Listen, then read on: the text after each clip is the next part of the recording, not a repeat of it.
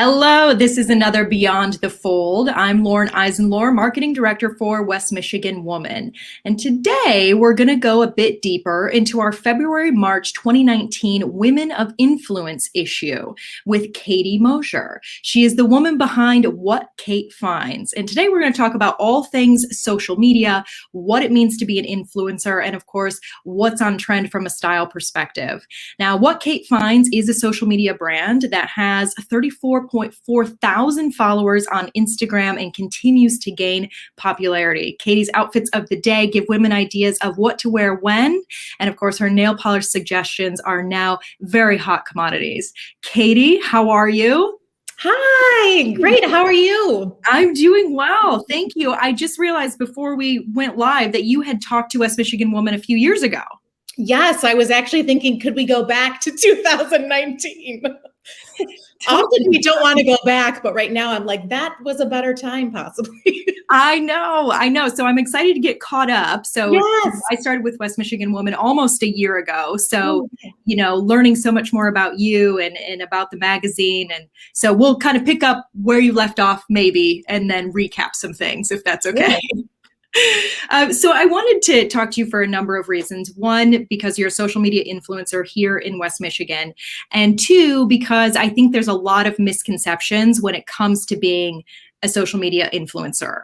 I think a lot of people don't really know what that means. And the initial thought is, well, you just take pictures and post stuff, right? I mean, that can't really be that difficult to do. I mean, that's the response I've gotten a lot working in social media. So Sure. To hear your take, but let's take it back first and talk about before you went into this social media direction, what were you doing?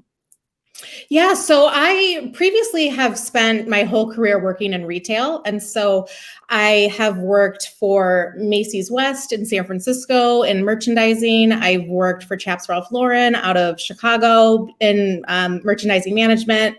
And most recently, I was working for Meyer locally here and in visual merchandising. And so I've always been in retail and always been in some way working with product or showcasing product, whether it be signage or display. And so funny enough, like what I do now, even though it's quite different, I feel like it set me up quite nicely to do what I do now, which sometimes feels easy because it feels like I'm doing what I want to do with it. But I've been doing it professionally through the lens of someone else for so long. So yeah, and for a while I was a stay-at-home mom. I stopped working for Meyer I have 3 young kids. Okay. And so I took some time away from that to just dedicate towards them. And for the last couple of years, I've been doing Instagram and YouTube, mainly just Instagram now. The pandemic sort of made things a little tricky there. That stuff didn't seem so important time-wise for me with having kids at home, and homeschooling was a thrill. I know that story. But we made it out of it, and now I'm focusing just on my Instagram.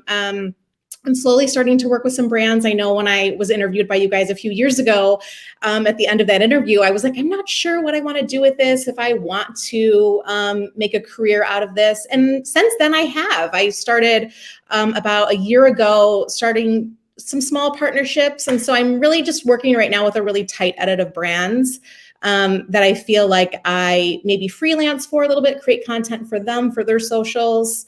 And that's really exciting and ever changing. So, okay. Yeah. So this is now, is it your full-time job, would you say? I would say it's part-time. Okay. Right now it's part-time. I work a few days of the week at my kids' school. I actually do lunch and recess duty, which is a thrill and fun, and sometimes put things in perspective, like just get back to basics with things, and which is fun. And yeah. So where would you like it to go? Interesting question, because I think a lot of people are always trying to grow and get more following. And I understand why, because following can lead to more income and more brands to work with. I actually really like the simplicity of working with a few really important brands that are doing great things that I love. And so Right now, I'm working with just a few brands and I'm loving that. And so I'm really just nurturing those relationships. And I would like to I don't honestly want to to get a huge following. I know that might sound strange. I think sometimes like more followers, more problems. And so I have a beautiful community of women and men that follow me and I follow them. And I actually kind of like it right where it's at. And so if I could just continue on, sometimes just, consistency and just being steady, it's nice. So I would just like to kind of continue where I'm at and maybe add a few more brands in there. But I'm really happy where I'm at right now, to be honest. That's awesome. And you say it's underrated. What's that? I said contentment is underrated sometimes. I think sometimes we strive for more in the hustle and the grind. And sometimes there's peace where you are. That's funny that you say that. I just had that conversation with my boss of, just live in it. Just live in it. I'm very type A. So I'm always, what's next? What's the next big thing? But I think you're right. You kind of live in it and you kind of navigate from there. Yeah. So you talk about, maintaining the brands that you're currently working with, maybe adding a few. What does that actually mean? How do you start working with a brand and create that partnership? Yeah, well, there's definitely many ways that can happen. So one of the big brands that I work with that I love and that I create content for and do educational stuff with is Olive & June, which is a nail brand out of LA. And I have been a DIY at-home nail person my whole life. And so they had salons in LA. They've started making their own product a few years ago. And I had been a follower of theirs and loved what they were doing from a branding perspective. Yeah. And when they introduced product, I bought it in a second and reviewed it and was so into it. I just loved the product and it was just so innovative and smart. Someone like me who's been doing their nails for a long time found just what they were doing changed the way I did my own nails. And so I talked about that just in a very natural way and ended up having a relationship with a founder. And so we've become friends and I create content for them. They do master classes, Manny master classes on Zoom at night. And so I teach a lot of those classes weekly. And yeah, so that's one that just sort of naturally happened. Another brand that I work with that I really love is Soko. I wear a lot of their jewelry. They are an ethical, sustainable brand out of the Bay Area, which I also really love. I used to live in the Bay Area and so love supporting that. But I actually pitched myself to them. Okay. And I just loved their product so much and noticed that a lot of my community was really loving their product as well. And I thought, well, we could really do something here. And so I pitched myself to them. And now I create content for them as well. For their, we did an email blast together in the spring of different manis to go with your jewelry, which was really exciting. So sometimes it's natural, sometimes it's planned out to, get yourself in front of a brand. Yeah. And do the brands give you expectations of, we want you to post this many times or, do 2 to 3 email blasts over a certain period? Do they give you that? Yeah, it all sort of depends. So my relationship with Olive & June, I'll say, is very organic and very natural. And at this point, like I just post stuff all the time on my own. That's not even sponsored. And that's a perfect match because I use the product and love it. But then I'm very excited later this week. I have an ad coming out with the Lip Bar, which is out of Detroit, a female-owned, Black-owned business out of Detroit, which is fantastic. They're now available at Meyer.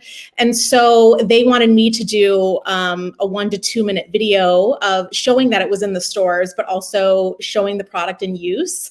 And so sometimes that can be harder than you think because it's like they want something a lot crammed into 2 minutes. Yeah. And then you kind of have to write out a script. You have to test the product well in advance to make sure that you love it. And how does it work? And is the lighting right on this day? You go to the store to film. Are there people in the way?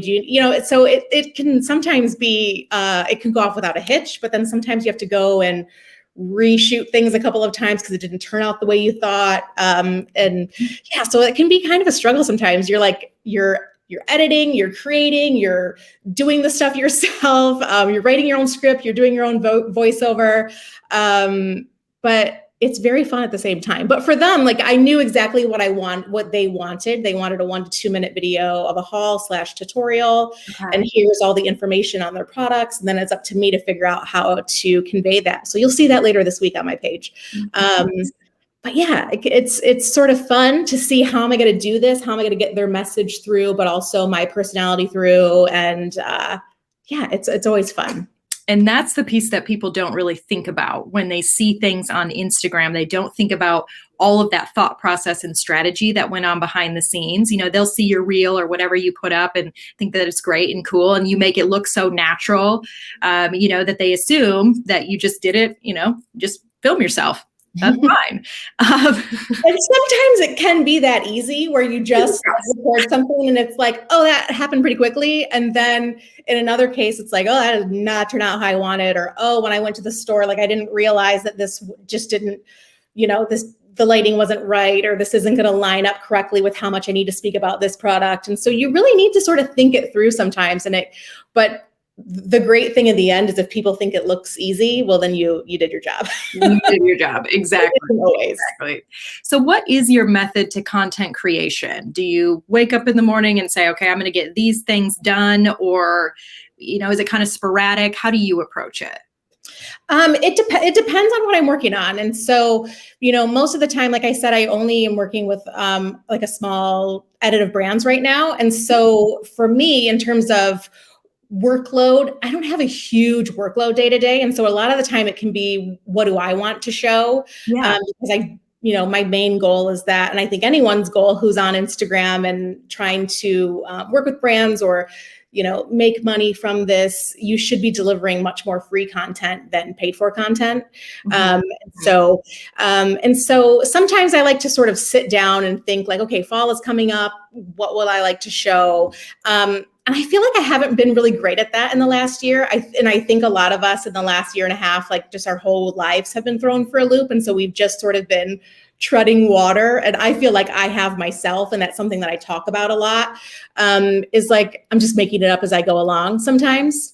And that's how it's felt for the last year and a half. And sometimes that's good, because sometimes it'll be a random rant of the day that I didn't plan for, or here's this outfit that I keep wearing every single day because this is easy and it's comfortable and I love it and it works, you know. But then something that I like to talk about a ton too is shopping our own closets and trying to shop, you know, from independent, smaller brands, smaller artists. And something I'm going to do, or I'm planning to do for fall, is to showcase like, what are some favorite pieces that I've owned for years. And so favorite things that I'm excited to wear that I've owned for a really long time. Because I think we place so much emphasis on new, that it's nice to go back and say, like, what are my favorite hits that I've had for a really long time? For sure. The ones that keep coming back around, right? Yeah. And I think if you don't have those favorite things, then that's something to look at too. Well, why don't you have the favorite things? Are you shopping too trend based? Are you shopping too much for a certain part of your life that maybe, you know, you're not in the office working anymore. And so these clothes aren't working for you anymore. And so I think, that can be a good thing to reflect on too. If you don't have a ton of favorites that you're excited to bring out, well, why is that? Yeah. So do you have one piece of clothing that you could say is your favorite article of clothing? Somebody asked me that recently, and I was like, well, that's a weird question, but I couldn't think of one thing. I immediately went to shoes, but I couldn't pick one pair. I mean, I have so many things that just filled my brain that feels like a very stressful question. I'm not sure. It was loaded. No, it was loaded. Actually, I have a pair of Rag & Bone cargo pants that I've been wearing like for the whole of the summer, which is strange because they're cargo pants. Why have I been wearing them all summer? We haven't had an overly hot summer though, to be honest. But yeah, so these are a pair of pants that I feel like it's rude if I don't show you because that just feels like a tease. Yeah. You can see them, but they're kind of like a jogger style at the bottom. But yeah. You can pair it with a lot of different things. Dress it up, dress it down. Exactly. Multi-use items are big wins in my closet. That's what I love. Yes. So we talked a lot about Instagram, how you're primarily on Instagram. Do you think that an influencer, if somebody's trying to break into this and gain more followers, do you think they need to be on other platforms or should they focus on just one? I mean, I feel like there's multiple ways to answer that, because I feel like strategic wise, yeah, it's better to be on more platforms and get out there, and have your face, in front of different platforms and therefore different people. But also, I think it's really important to, like, what is your goals? What are you trying to do? For me, I'm trying to streamline and simplify. And so for me, I've taken a step back from those other things, and really just into Instagram right now, because I'm just trying to keep things simple. But if you're really like trying to push forward and get creative and do a ton of things, then you should be on a lot of those platforms. So I think it's whatever works for you. It's a choose your own adventure in social media. It really is. And a lot of it's trial and error and kind of finding your own groove and finding what works for you. And also finding where you feel most yourself, or where you feel like you have the best connection. And for me, that's Instagram. YouTube got pushed off to the side, like I said, because of the pandemic and just priorities and timing and kids at home and filming. And that just didn't work out for me. But also a lot of, and this is the minutia of YouTube, but they used to have like a direct message feature that I haven't been on YouTube in a while, but when I left it, they didn't have that feature.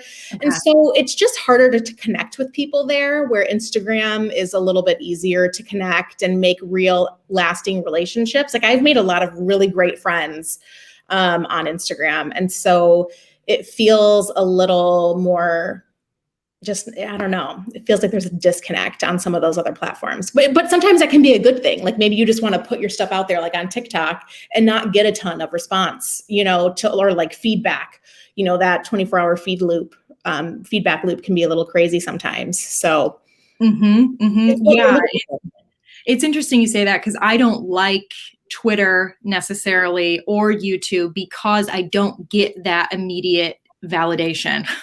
I don't get that immediate dopamine rush as somebody likes it or comments on it. Like, I have to have that connection to feel like I did something, if that makes sense. Yeah, absolutely. Absolutely. And I've never been on Twitter. So I see it because I see people like repost something on Instagram from Twitter. Yes. I've never been on Twitter, so I don't know. I know it's even hard for me to understand what the point of it is. Because my perspective is so much of social media is about connection. You have to be making these immediate connections, the engagement, all of that kind of stuff. So when it's not easy to do on those platforms, I'm like, well, why would anybody do that? What's the point? What's the point of Snapchat if I'm not putting it out to everybody where I can get a ton of feedback? I don't know. And I think that if you love creating content and you love putting that out into the world, then do those things. But if it feels like a drag to you, why are you doing those things? Yes. Yeah. And simplify it and go all in with one thing. This is the time then, if that's the case, to put all your eggs in one basket. Normally that's not a good strategy, but I think it can be with social media if that's what you feel is best. Because that organic content where you feel the most comfortable, that's what you sell. That's what anyone else will tell you. You should be on Pinterest. You should be on TikTok. You should be on all the things. I don't want to be on all the things. And maybe that's a refreshing, different take that people aren't, being open about. It's too much for me. My brain feels like goopty, like I can't. And I need to simplify that. I did in 2019, I think, when I can't remember if it was 18 or 19, it might've been 18, that I did a year of simple and tried to simplify my life in a lot of ways over the whole entire year. Every month I did a different simple goal. Okay. And yes, what I pulled from that is that sometimes simplifying in lots of different ways, but your social media strategy, it might not be smart from a business perspective. And that's not what I'm after. I'm after mindfulness and mental health. Yes. So if that's your goal, then one might be good for you. Yes. And I do love that take. And I love the fact that you have become an influencer from that simplified take. At what point did you consider yourself an influencer and say, yeah, I am an influencer?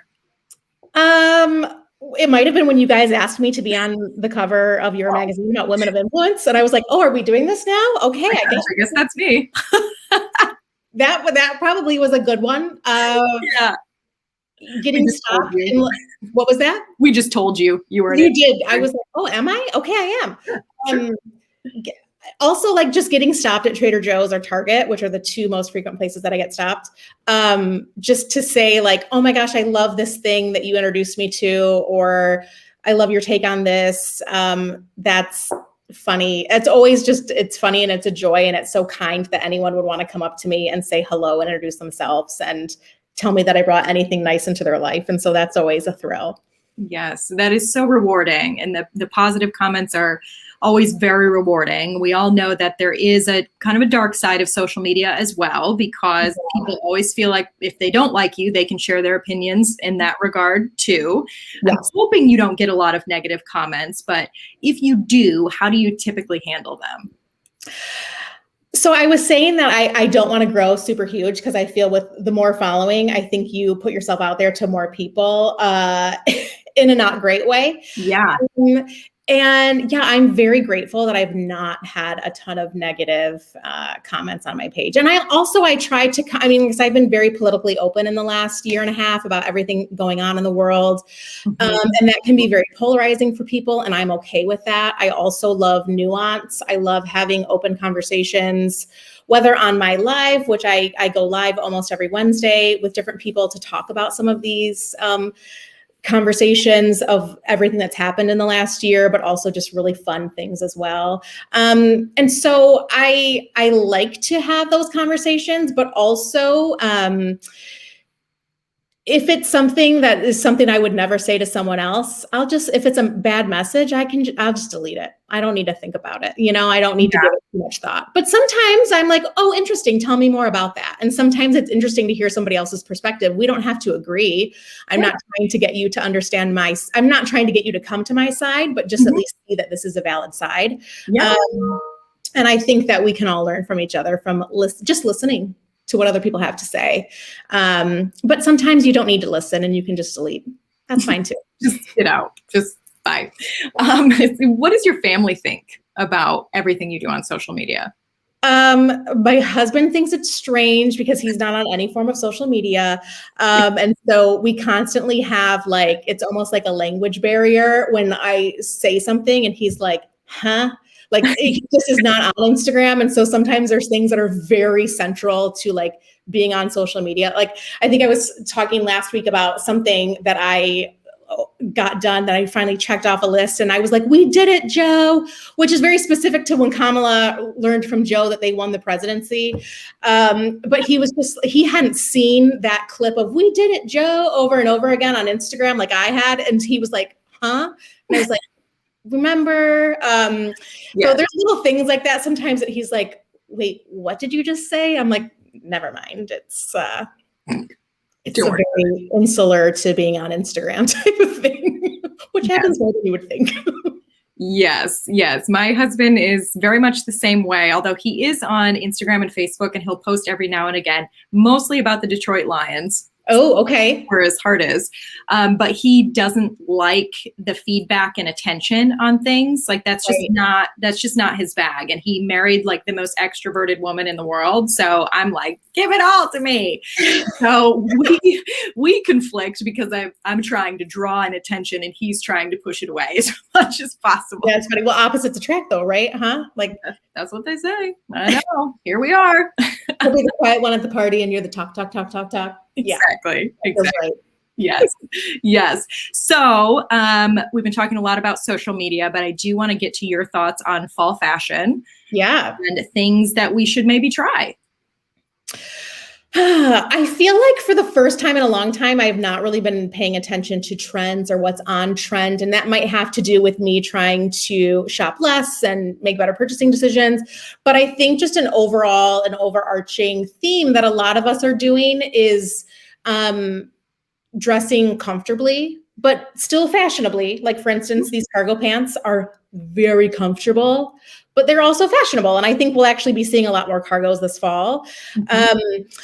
But I think bringing an element of comfort, whether that is something that maybe it has an elastic waist, maybe it's a jean with a little bit of stretch, maybe it's a blazer, but it has a little bit a small percent of elastane in it so that it does give a little bit of give. It feels very comfortable, but you also still look professional. So I think a lot of just being mindful about the comfort level, but for those of us who care about what we wear and that, we wear things that make us feel good, we also want it to be fashionable as well. But I think always making sure if there's something that you're wearing that, you feel like you have to adjust it a lot, you're not going to feel your best. And so really making sure that something is supremely comfortable and you feel good in all the angles. I think that is feeling your best is what's always on trend.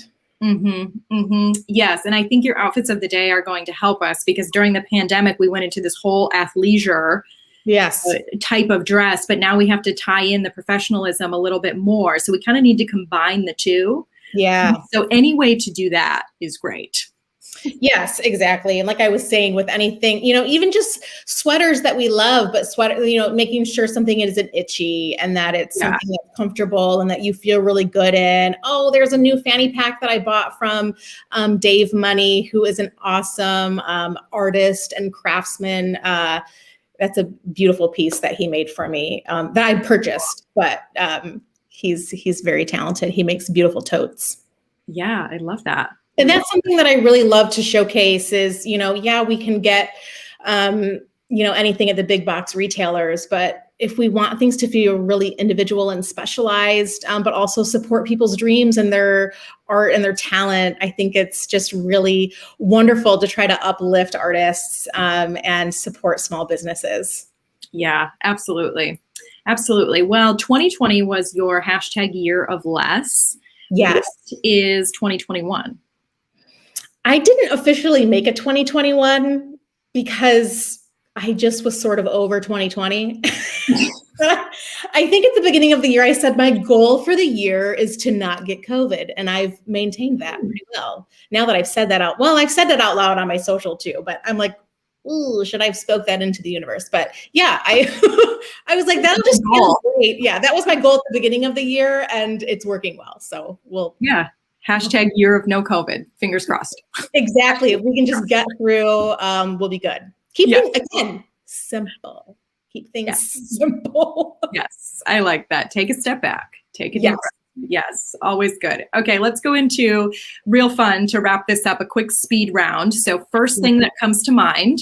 Okay. I say these things. So favorite nail polish. That would be Olive and June. Okay. And there is I've got it over here. There is a color. It's an olive green called WKF, What Kate Finds. So that's my polish from Olive and June, which is really cool. Yay. Okay. Favorite lipstick. Well, again, I should keep it small business, local. Anna from the Lipstick Journey. She's out of the east side of the state. She has beautiful lipsticks and I love all of them. I think I'm wearing a little bit of Serene is left over from this morning. And I love the lip bar as well, which I talked about earlier, and they're out of Detroit. So yes, I'm excited to look up both of those. I'm a big lipstick fan. That's like they both have fantastic lipsticks. Yay. Okay. Favorite fall color.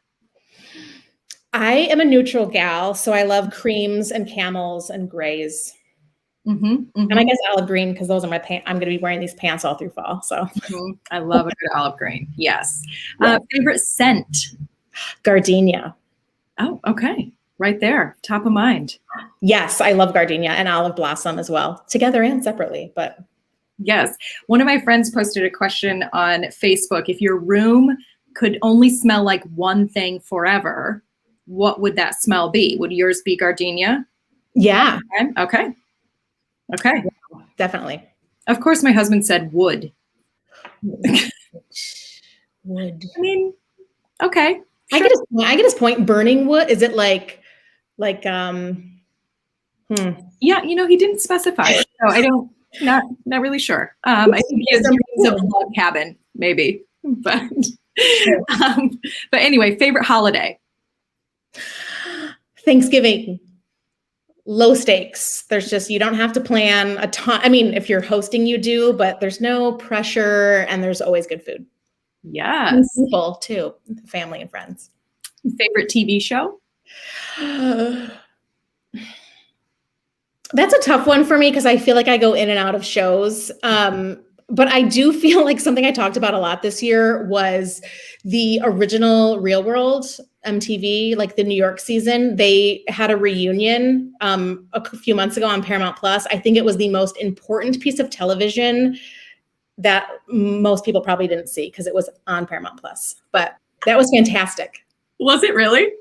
Yes, it encapsulated all of the uncomfortable conversations in the last year that people were having, maybe weren't having, maybe should be having, but that conversations that they started in the 90s, and then that they picked back up a few months, well, the beginning of the year, and it was interesting to see how people had evolved, how some of them have evolved, how some of them hadn't evolved at all, and were still very defensive.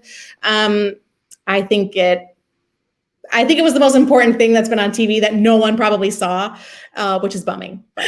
I love that because Ruthie from Real World Hawaii is a good friend of ours. Stop it. Yes, she was at our wedding.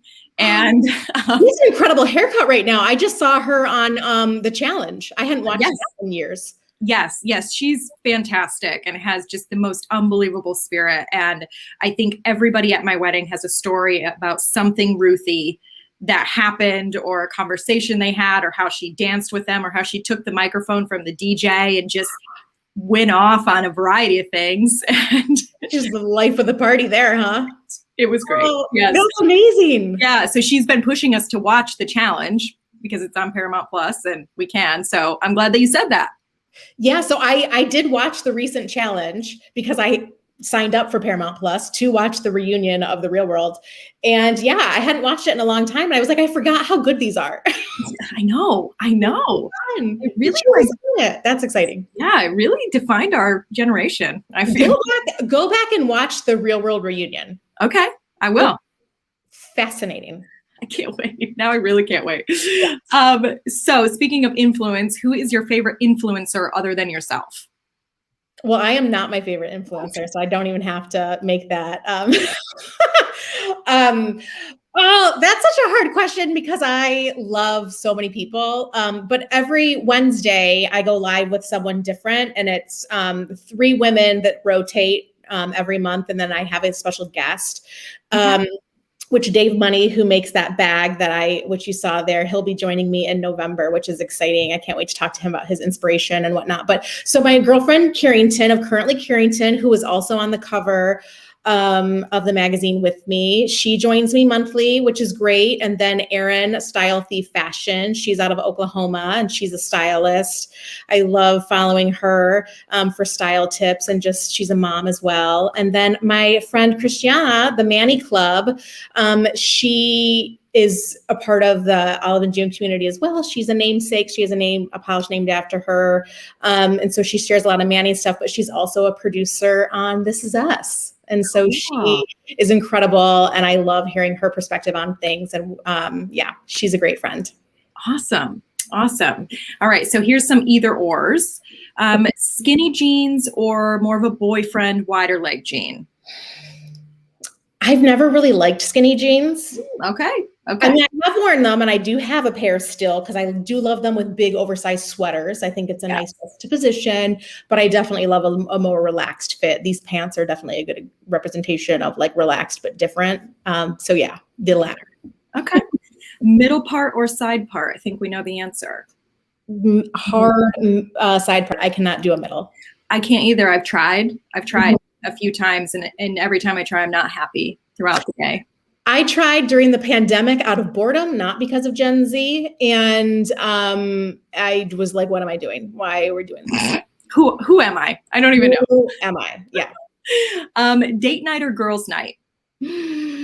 Both. Okay. But also I feel like this is the wrong answer for my husband, but because of the last year and a half, girls' night, there just haven't been enough of those over the last year, right? We've been living with our partner. We've been living with our family for a long time. Yes, absolutely. I've seen a lot of my family. Yeah, no, I'm with you. Starbucks or Big B?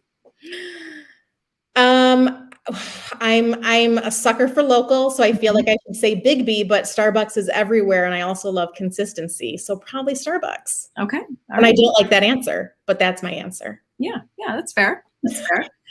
And so we'll end with, what's the last time you felt most beautiful? Probably with my girlfriends, just laughing and having fun, and just when you're your genuine true self. And you're not thinking about what you look like, oddly, but that's when you probably are your most beautiful, when you're not thinking about it. Yes, exactly. You're totally in your element. I know that feeling. Yeah. Yes.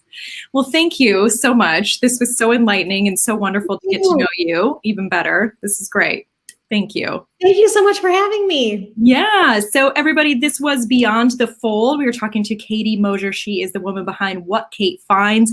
Go find her on Instagram. Check out her nail polish. Check out her outfits of the day. She is fantastic. And hopefully we will talk to you again soon. Would love to. Awesome. Thank you, guys. This is Beyond the Fold. Until next time. Cheers.